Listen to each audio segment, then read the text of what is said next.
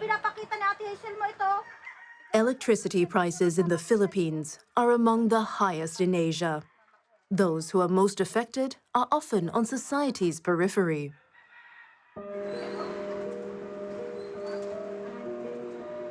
"10% of the take-home pay of the median Filipino family goes to electricity." The economy and the population is also growing. We are almost 120 million people, and we have very, very expensive electricity, and we are under severe energy security constraints. There's constant debate on how energy is produced and if there are other viable options. In 2022, the Philippines revived its interest in an alternative source: nuclear energy.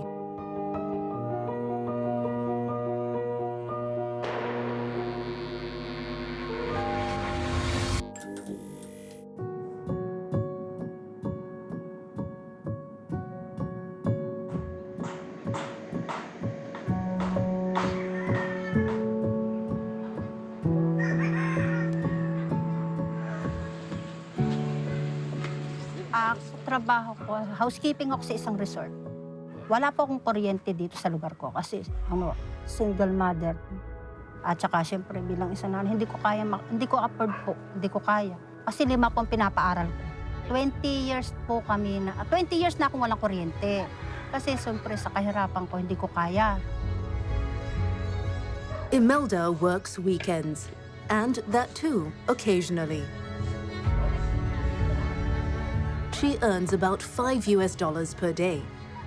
Her home has no electricity. Siyempre, bago muna ako magpakatubit ng kuryente, inisip ko muna yung araw-araw na kailangan ng mga anak ko. Kasi ang pakabit dito hindi ko papalinya ka pa. Papagawa mo sa loob ng bahay kung magkano pa istila. Siguro makabitan ng kuryente mga 5,000. Hindi ko pa ka-afford yun kasi wala ko talagang...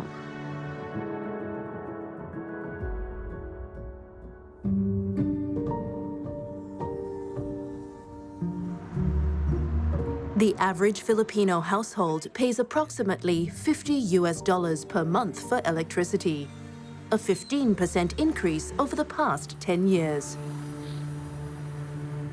In 2022, President Ferdinand Marcos Jr. announced a plan to tackle the rising cost. At present, our demand for energy far exceeds our reliable supply. We must increase the level of energy production. We must look at every possible option that would be appropriate for the Philippine situation. It is time also to re-examine our strategy towards building nuclear power plants in the Philippines.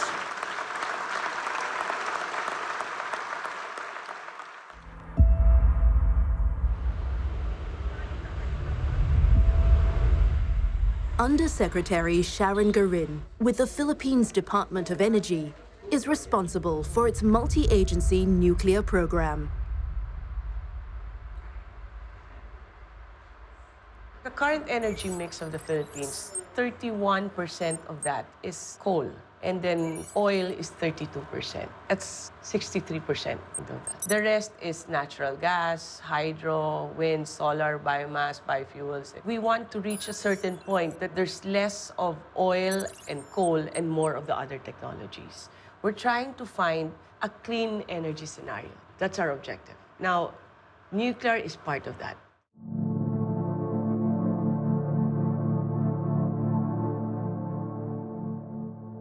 The Philippines has sought out alternative clean energy sources before. The 1973 oil crisis made reducing fossil fuel dependency a priority. And so in 1985, the construction of the Bataan nuclear power plant, officially known as the Philippine Nuclear Power Plant Unit 1, was completed.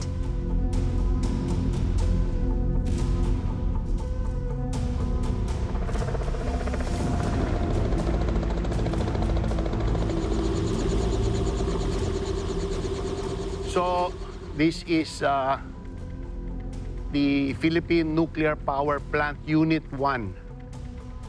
And across that fence is the spot for Philippine Nuclear Plant Unit 2, the foundations of which are already in place.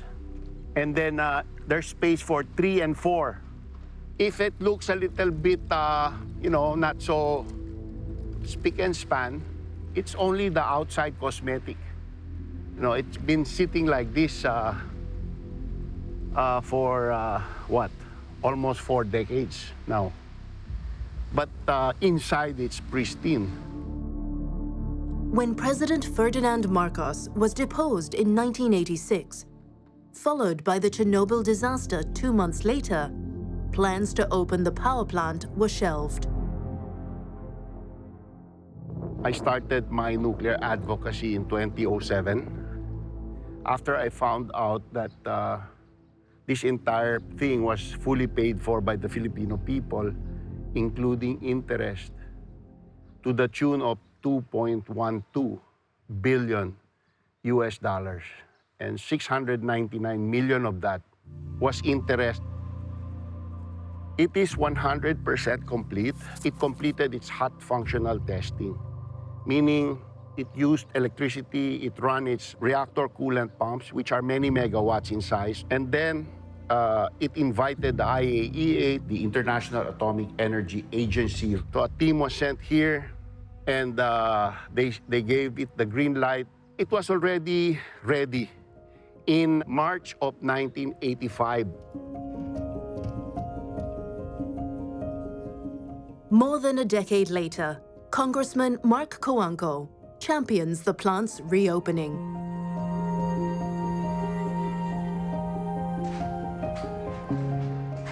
So we are going to enter the nuclear island, which is the nuclear part of the building. I want to point this out to you.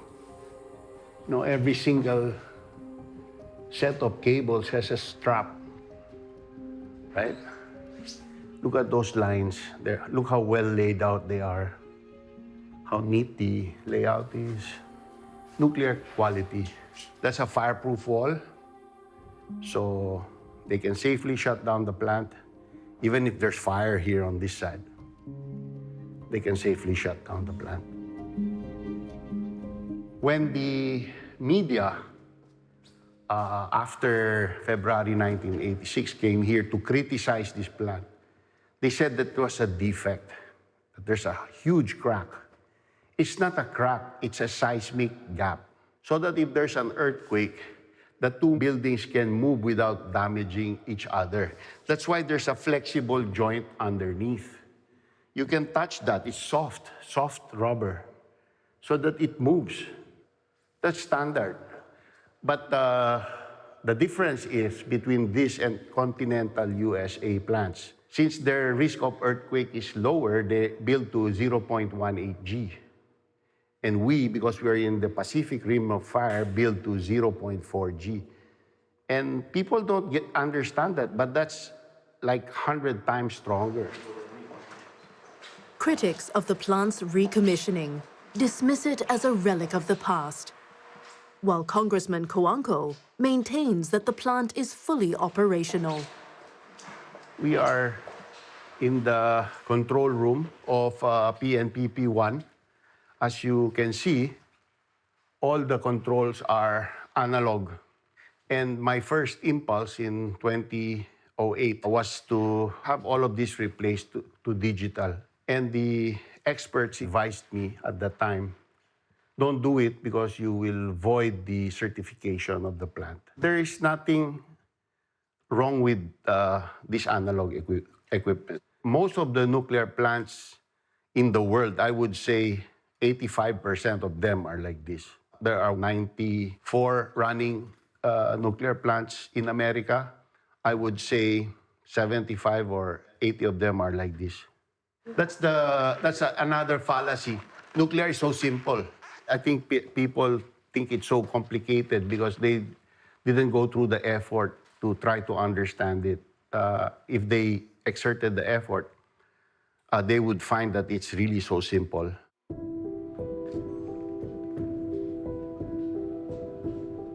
While the plant contains no nuclear fuel, its upkeep has continued. On the maintenance crew are Joe Manalo and Wilfredo Torres. I've been working here since 1980 during the construction period. So this is the heart of the plant, the reactor. So there will be a chemical reaction, and the water inside that reactor will be heated to about 315 degrees centigrade, and then it will go to that steam generator. It will produce steam to turn the turbine. Our main generator is connected directly to the turbine. It will run and then produce electricity.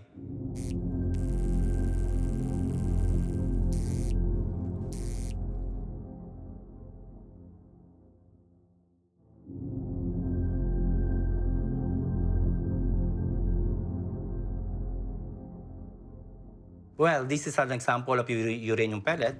And for this uranium pellet, approximately 7 grams, for an ordinary household consuming 300 kilowatt per month, this can power or supply till 18 months. This size of fuel pellet, approximately 20 millimeters by 12 millimeters.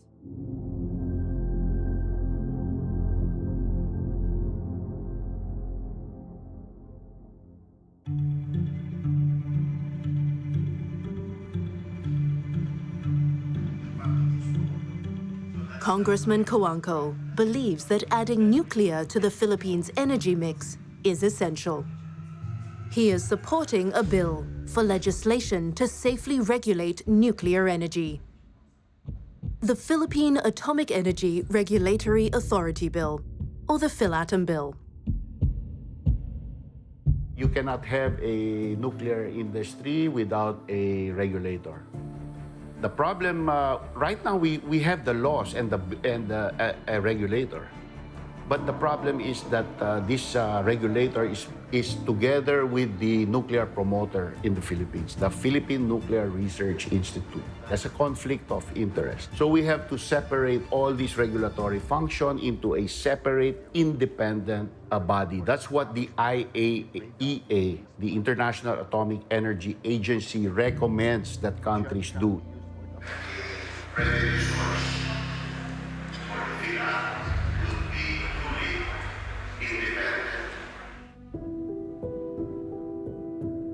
But not everyone wants to see the plant in operation.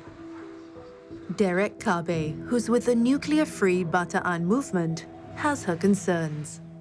Hello.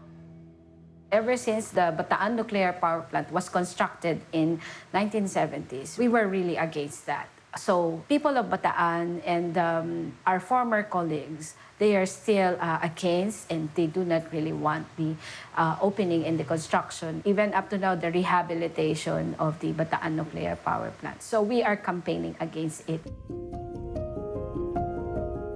We are very much concerned with the welfare of the people, with the safety of the people, with the health of the people. And nuclear is unhealthy because of the radiation and the danger, the future danger that we are facing. It's a huge problem because it will last like generation to generation. Even traffic we cannot handle. How about nuclear disaster? Would you believe that we can handle that? The Bataan nuclear power plant, it is like a monster. If it blows up, or if something happens, or if an accident, just a little wrong or mistake or fault, it will eat us alive. It will eat the whole community. That's why we call it monster. It's a sleeping monster. We should put it on sleep like permanently.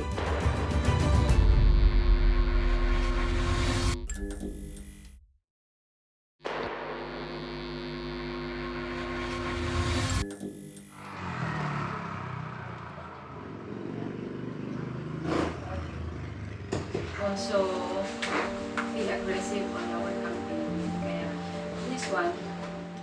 For decades, Filipino Derek Kabe has led the campaign against the Bataan nuclear power plant. The communities will not really took the time to read this long.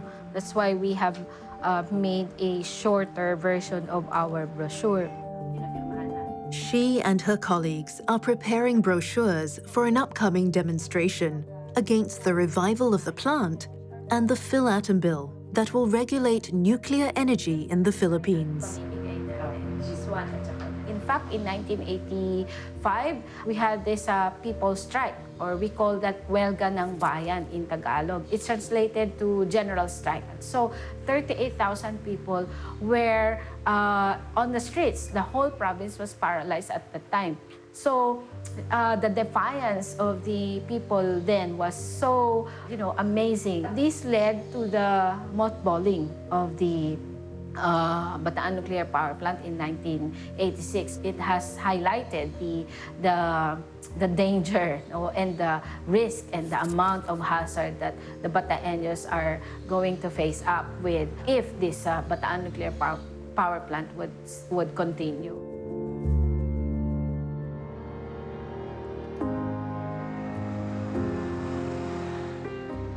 The Philippine Nuclear Research Institute, PNRI, is a government agency responsible for regulating the use of nuclear science and technology in the Philippines.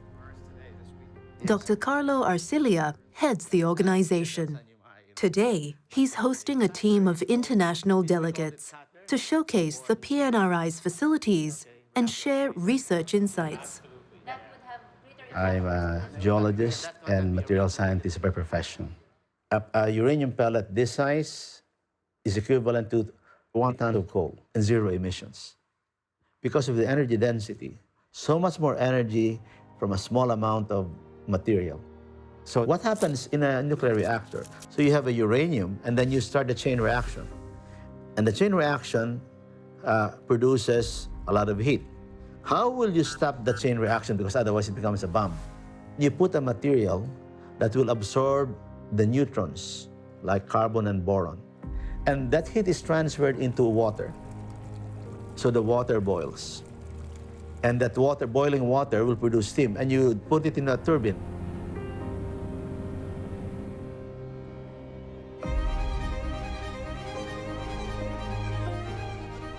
Nuclear is a technology that elicits fear among people, not just in the Philippines, the rest of the world. That's why it's such a strict industry. We have to follow so many protocols before we even consider issuing the national position or even just declaring it. March 11, 2011. With a magnitude of 9.0, the most powerful earthquake ever recorded in Japan struck off the country's eastern coast. It generated a tsunami that swept over Japan's main island of Honshu. More than 18,000 people were killed. Entire towns wiped off the map.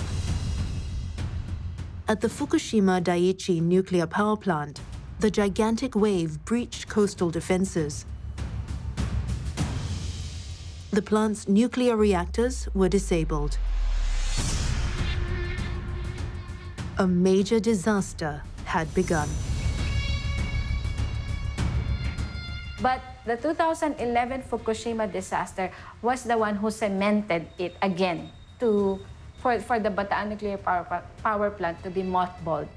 A disaster that had caused a lot of devastation and had caused a lot of dislocation to Japanese people. Are we going to go to that same direction? The Fukushima disaster has highlighted the importance of not going to the direction of the nuclear power plant. For the Filipino people who are campaigning against the Bataan Nuclear Power Plant, even up to now, it has been our message.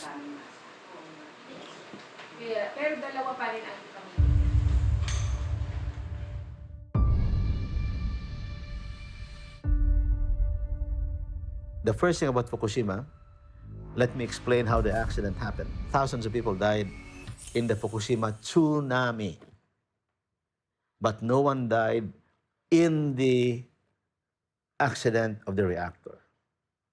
Don't conflate the two, okay? Okay, but how did it happen? What do you do in a nuclear plant? You insert the control rods to stop the nuclear reaction, but then the reactor is still hot. you have to get the heat out and you run water through it. But to run the water, you need external power like diesel engines. And diesel engines in Fukushima were in the basement. Here comes tsunami. It floods the basement and knocks out all of the diesel engines. So now, there was no way to cool off the reactor. So there was a meltdown. And then, because of a lot of the water, a reaction called hydrolysis happened. Hydrolysis is the reaction of water which produces hydrogen and oxygen. And hydrogen is very, very explosive. A spark happened, boom, destroys the plant and spreads the contaminated material.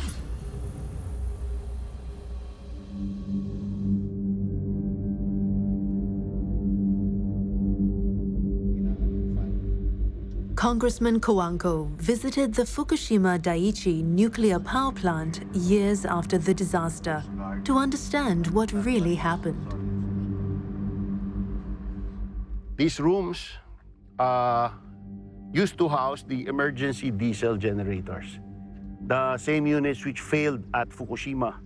If you notice the floor level in there, it's a bit higher than the road, the center line of the road. And this center line of the road is 90 meters above sea level. Oh. So if you get the same tsunami that hit Daiichi, this road would not even be wet. So this is completely safe from the same size tsunami. Another thing is that this is a peninsula. So if there's a big wave coming, it's going to be like the prow of a ship, it's just going to split.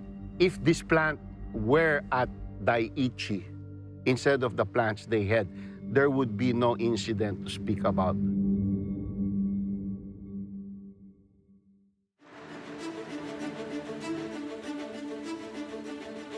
I feel very strongly about nuclear energy, and in general, I'm very glad that a lot of people have a positive view on nuclear energy. I'm Renewable Concepcion. I'm the Executive Director of Youth for Nuclear. Actually, before we founded Youth for Nuclear, we were very much anti-nuclear. We were very worried about safety around nuclear energy. And seeing as there was recent discussion around the Bataan nuclear power plant here in the Philippines, and actually a lot of the youth were opposed to the reopening of the nuclear power plant.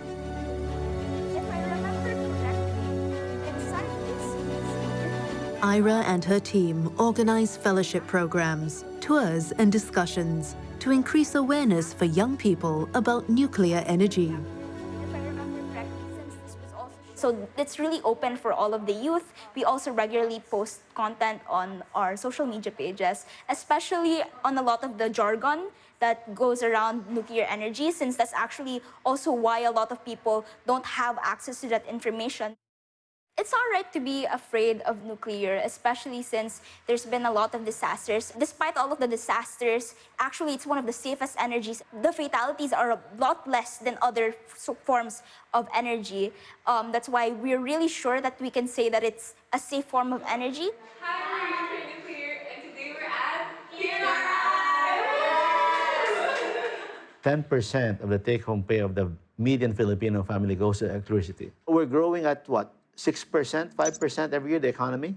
And the population is also growing. We are almost 120 million people. And we have very, very expensive electricity. And then we are under severe energy security constraints. Nuclear energy in the Philippines is needed because of energy security, primarily. 50% of our energy source is from coal, and 90% of which is imported from Indonesia. So we are at the mercy of a foreign country.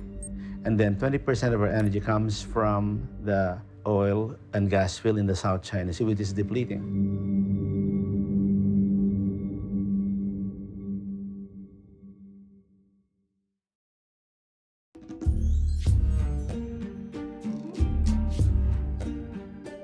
If the Bataan nuclear plant were ever to be restarted, the fuel will fit in a Filipino jeepney.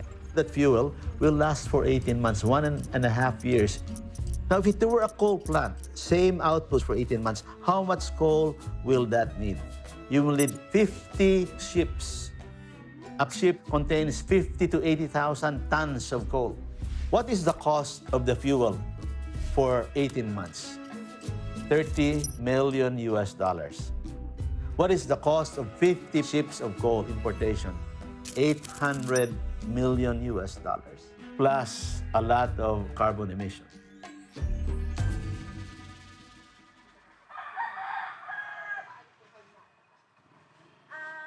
The possibility of reopening the Bataan nuclear power plant has received mixed reception. The association of nuclear to past disasters remains a major concern for Filipinos. Pero sabi nga nila, sa akin lang ho sabi nila sa akin, kung bubuksan daw 50-50 kasi daw may link ba daw yun? May link. Sabi niya, kung may link po yan, hindi ho ba nakakasira din sa tourism namin yung pag binabuksan, ganun. Kasi dyan din po kami maasa sa mga turismo Napapasok sa amin, dyan din kami kumukuha ng sinasahod namin. Sa akin, kung bubuksan willing. Maganda nga yun kung mabubuksan. A study published by the Geological Society of London's Special Publications in November 2012 found that the location of the Bataan nuclear power plant is not geologically secure and is under threat of volcanic activity. Dr. Alfredo Lagmay is one of the study's authors. This place here is called Bataan, where the Bataan nuclear power plant is located. There are two potentially active volcanoes. This is the volcano, and it extends below sea level. So when people say that it's near a volcano, that is not true. It is on a volcano.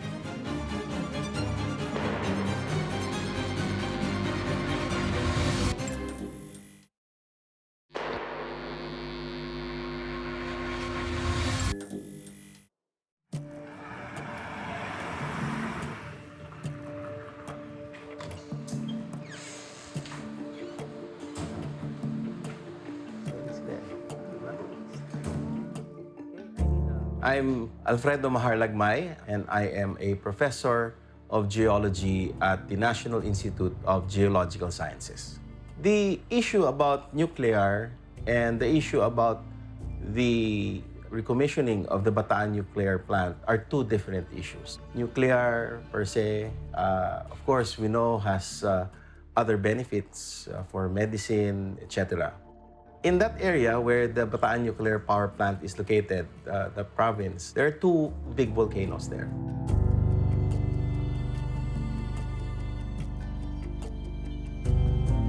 This is the map of the area of Manila Bay and Metro Manila. And this place here is called Bataan, where the Bataan nuclear power plant is located. One is Nativ. You can see this circular feature. That's Mount Nativ or Nativ volcano. The other potentially active volcano is Mariveles. So, of course, there's water surrounding it. That means that these volcanoes extend below the sea level. Lagmay's findings state that in the event of an eruption, the impact on the Bataan nuclear power plant structure could have cataclysmic consequences. One type of hazard is a lava flow. These are the red glowing stuff that flow along the slopes of a volcano, and they're very hot. Ranges from maybe 600 degrees to 1,000 degrees centigrade. There's another hazard called a pyroclastic flow. These are materials, broken fragments of hot lava that go up, and not everything stays up. If it impacts a building, a structure, maybe where the nuclear reactor is, according to the safety guidelines, there's no engineering intervention. That means that no engineer can design a structure that could withstand that hazard to withstand that energy and power of nature. The Philippine Institute of Volcanology and Seismology lists Mount Natib and Mount Mariveles as potentially active volcanoes. although there hasn't been any historical eruptions.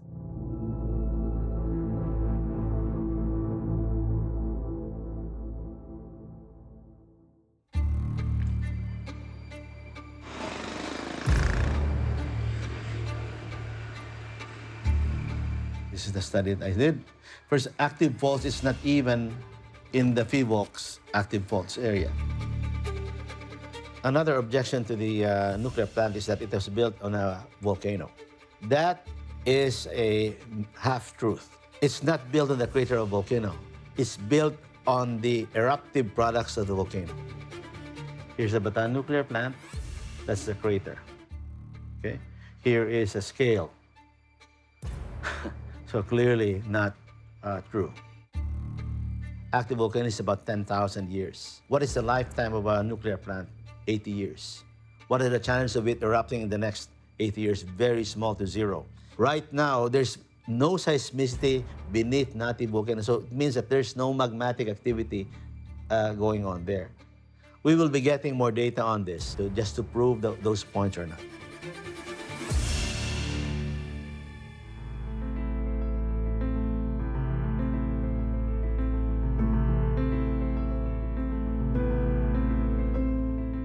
If the volcano last erupted 10,000 years ago or 11,000 years ago. So that is probability. We're talking about probabilities. When we talk about a return period of, let's say, 1 is to 10,000 years, it doesn't mean that it will erupt 10,000 years from now. It means that it can erupt anytime within the next 10,000 years. So that can be tomorrow, that can be next year, that can be next year. For the Bataan nuclear power plant, as long as they are able to pass the recently published safety guidelines on volcanoes and volcanism, then I guess the risk should be covered and it should be able to address the concerns of the people in the community. Science is not about authority. It's not about mandate, it's about evidence. So the more evidence that we put out, the better our decisions will become.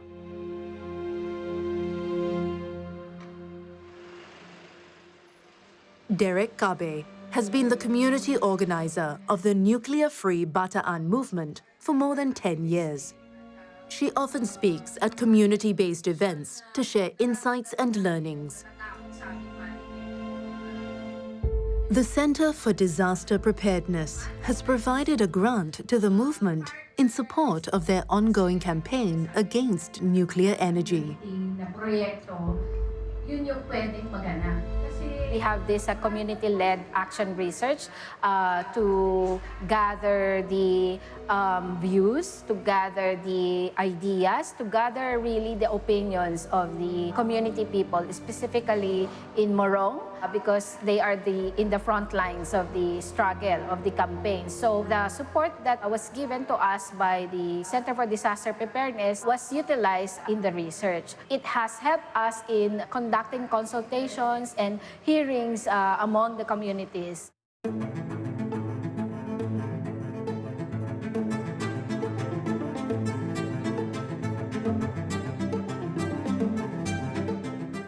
Campaigners have called for more renewable energy sources, like solar, wind, hydro, and geothermal, not nuclear. The money that is being allotted for the maintenance of the Bataan nuclear power plant should be stopped, should be reallocated for renewable, because we need some research and we need some money for renewable energy to really flourish, to really be on the mainstream. Could a mix of energy sources be a more prudent solution to the Philippines' energy crisis? If the sun doesn't shine, you don't have solar. If the wind doesn't blow, you don't have wind. Renewables like solar and wind are only available at best 30% of the time. So you will need batteries in order to make them work, to store. But then the problem with if you put batteries, it makes them very expensive. In contrast, nuclear, if you turn it on, it's available 92% of the time. Nothing even comes close. You still need renewables, But if you have renewables, it's good that nuclear is a backup.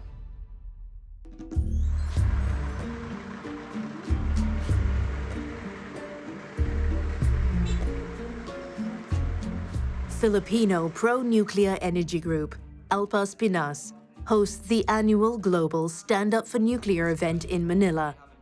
Open to the public, the event's objective is to promote the benefits of nuclear energy. Established. So isn't it a bit of challenge why is education and awareness regarding nuclear energy is important to Filipinos?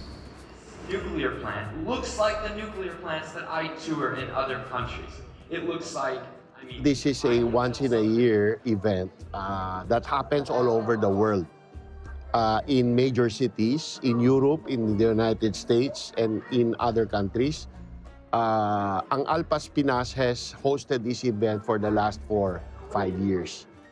Started very small, in a small room, and now has grown into this. There's more awareness now, and hopefully there will be more and more. 3 months ago, there are 2 nuclear plants that came online, brand new. These are the Unit 3 and Unit 4 at Vogel Nuclear Plant in Georgia. These are 81,000 Westinghouse. I am a bit skeptical about nuclear energy. I am afraid of the consequences of nuclear energy, especially the possibility of having a nuclear disaster or catastrophe. However, after attending this event, and after learning more about its benefits, advantages, and powerful impact to us, the Filipinos, my viewpoint has changed. Bye! Sabi mo tayo, stand up for nuclear Philippines!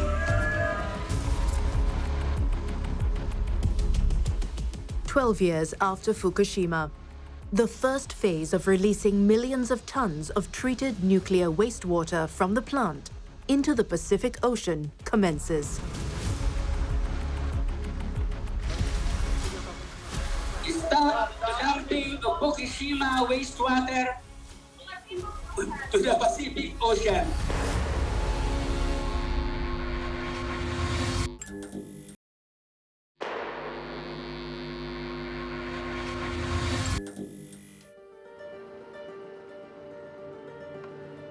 August 24, 2023.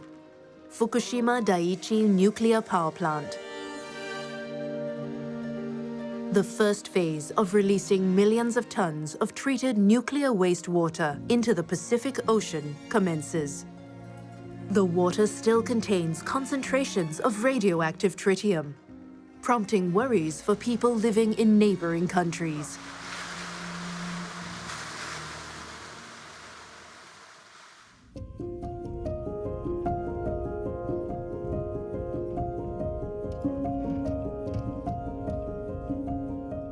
Since birth, halos nangingisda na kami. Ang masasabi ko lang doon tungkol sa pagpapakawalan ng waste ng nuclear sa Japan, eh talagang bawal yun. Dahil lason. Kumbaga sa lason naman tayo. Maapektuhan talaga dahil dikit lang ang Japan. Yung tubig natin dikit-dikit eh. Halos isa na. Pag kunasa ng Agos, dito ang punta ng lason, siyempre apektado din sa atin. Buong paligid nitong hindi lang Japan. Pati yung Malaysia na yan, yung Hong Kong, Taiwan na yan, apektado niya. Ang epekto siguro niyan, kaya wala kami nahuli ngayon dahil itong sa...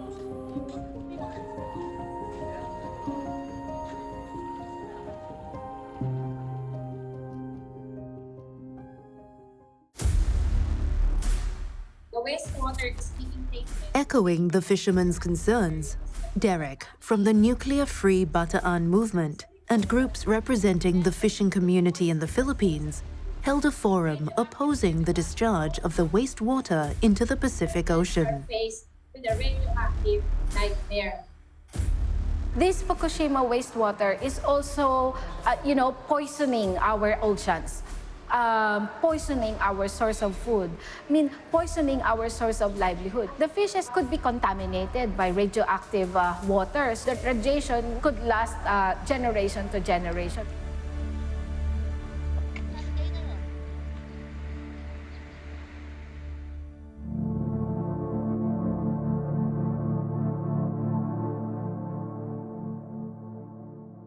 The contaminated water looks like a dark tea. After cleanup, it looks like, water. But there's one radioactive material that's still there in small amounts called tritium. But the problem is perception again. I mean, it was also politicized. So they say, oh my God, Japan is throwing the radioactive water in the ocean. Godzilla will come out, and all of that stuff. The tritium amount is very small. And not only that, it will be diluted by the oceans. The International Atomic Energy Agency, the nuclear body of the world, came in and sampled the water and said, it's safe. They can release it.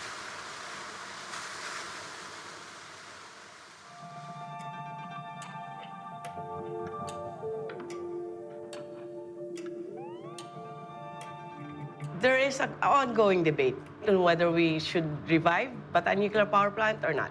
Do we build a new one, or do we refurbish and fix it and use the same structure?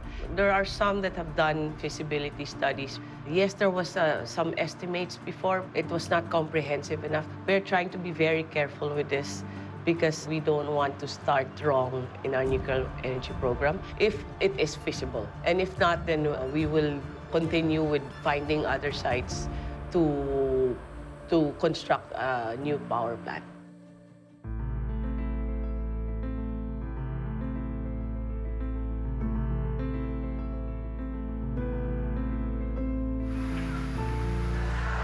The ayes have it.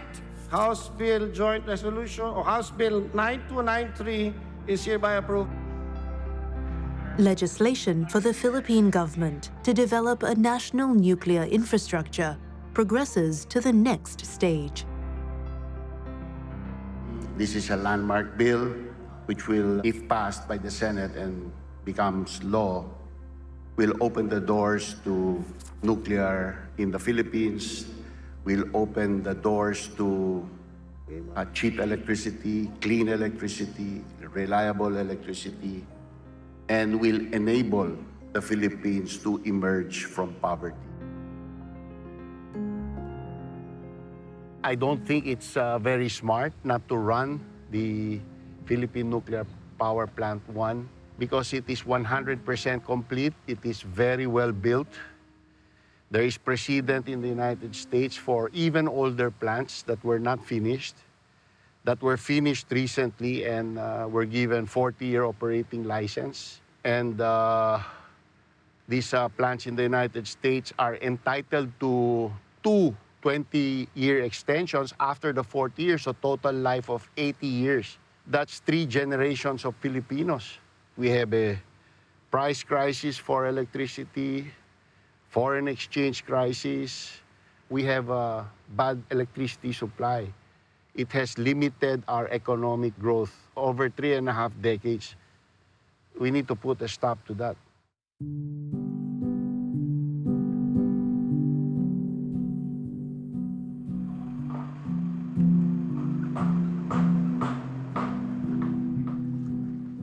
For Morong resident Imelda, having affordable electricity is all that matters. She is unable to afford the cost of power supply connection into her house. Pag na-open na yung Bataan Nuclear Power, siyempre matutuwa ako. Siyempre, balay mo, isa sa anak ko dyan, matanggap ng trabaho. At saka hindi maganda yun. Dahil, alam mo kung bakit? Makakatulong sa amin mga taga-Morong kung bubuksan yun. Exciting ako. Matutuwa ako. Siyempre, una sa lahat. Pag nabigyan na ng kuryente yung bahay ko, hindi na siya mag-charge kung saan, di ba? Dito, stay lang siya sa bahay. Tapos mababantayan ko. For now, a nightly streetlight is the only source of illumination for Imelda and her family. Siguro mga 2 years o 3 years na nakakabit yung ilaw na yun, yung posting yun. Kung nakakatulong kasi, alam mo, dati hindi naglalaro yung apo ko dyan dahil walang ilaw. Pero ngayon may ilaw, tayo naglalaro siya dyan. Hindi na madilim.